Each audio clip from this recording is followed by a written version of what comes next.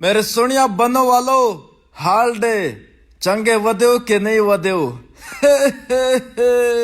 मेरे सुनिया दोस्तों बनो शहर विच वड़ने के लिए हमने सबसे पहले कड़क चाय पिया, सफर की दुआ पड़ी और गांधी चौक से सफर का आगाज दी गया। बनो शहर विच हमारा सबसे पहला टारगेट बनो टाउन था। उसको मैंने बोला कि बनो टाउन विच जाएंगे, वहाँ पर सबसे पहला खाना शाना खाएगा क्योंकि दिन के 11 बजे हो गए थे। लेकिन मेरे सुनिया दोस्तों बनो टाउन विच वड़ने के लिए हमने सबसे पहले नवरंग को जो है देखना था।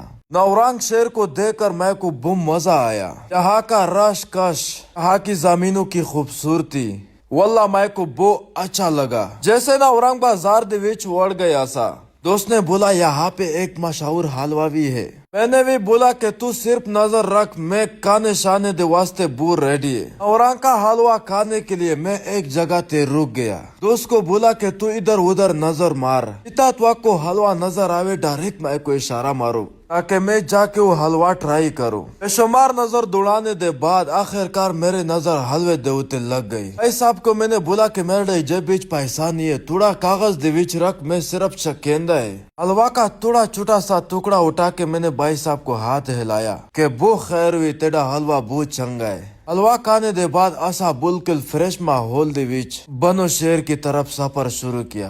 मेरे सुनिया दोस्तों बेशुमार साल पहले मैं इधर आया था, आपने सूख के दरख्त देखे थे। आज इन सूखे दरख्तों को देखकर वो यादें ताजा थी गई। और रंग शहर से जैसे आसा निकल गए, खूबसूरत साफ सुथरा रोड, आस पास माहौल साफ, और रोड दे विच सरकारी मुलाजमीन को सफाई करते हुए देखकर मैं को बहुत चास आया और सफाई सुथराई देखकर मैं बहुत खुश थी गया। चलते चलते रास्ते विच ऐसी पेके के कैसे मेरे सुनिया दोस्तों इस जगह का मैं को बिल्कुल समझ नहीं आया। आखिरकार एक खूबसूरत रास्ता किता वेंदा है। खैर जिता भी वेंदा है, साडा मकसद बनो शहर देखना था। मेरे सुनिया दोस्तों बनो शहर विच जेरे वेले तुसा अंदर दाखिल थीवे सु, सामने तुसा को एक खूबसूरत मीनार नजर आसी के मस्जिद का मीनार है जो के बनो की शान है। बनो टाउन शेप विच वाड़ने के लिए हमने बाईपास पर मुड़ गए। सुनिया दोस्तों सफर करते करते आसा बनो अड्डे ते पहुंचे। बनो दा सबसे मेन अड्डा है, ये वो अड्डा है जहाँ से बेशुमार इलाका के लिए लोग जाते हैं, पेशावर, मर्दान, लाहौर, चारसादा वगैरह वगैरह दुबई की तरफ। आसा बनो अड्डे दे विच चलते चलते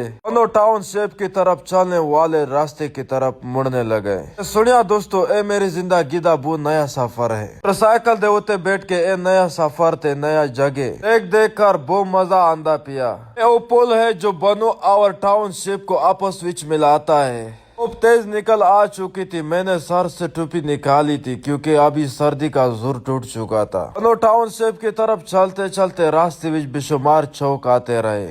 हर मोड़ हर सफर मैं को बहुत मजा आने लगा। चलते चलते रास्ते में दरख्त वगैरह देखकर मैंने दोस्त से पूछा कि ए केरी जाए। उसने बोला यही तो टाउन शेप है। मैंने दोस्त को बोला कि अगर इतना जल्दी पहुंच गए फिर क्यों ना आसा डोमेल बाजार तक भी वंजे। उसने बोला डोमेल बाजार भी इधर नजदीक है। मैंने बोला तो एक सिलाटर दबा और डोमेल बाजार की तरफ चल। डोमेल बाजार की तरफ चलने से पहले हमने टाउन शेप का बाजार भी देखना था। यहाँ के बाजार बड़े मस्त किस्म के बाजार है। टाउन शेप का बाजार दे विच जेरे वेले असा अंदर वड़े, अपर कढ़ाइयों शड़ाइयों की खुशबू सूंघ कर मैं को भूख मजीद चढ़ने लगा। मैंने दोस्त को बोला कि एक स्लाटर को चीख के रख, ऐसा ना हो कढ़ाइयों की खुशबू हमें यहीं पर रुकवाए। उसने सही एक स्लाटर दिया और असा डुमेल बाजार की तरफ चलने लगे। सुनिया दोस्तों बनो का हर बाजार मैं को बहुत खूबसूरत बहुत मजे का लगने लगा। 100 की स्पीड से हम डुमेल बाजार की तरफ चलने लग गए। रास्ते में 2-3 चौड़ाइयां आई,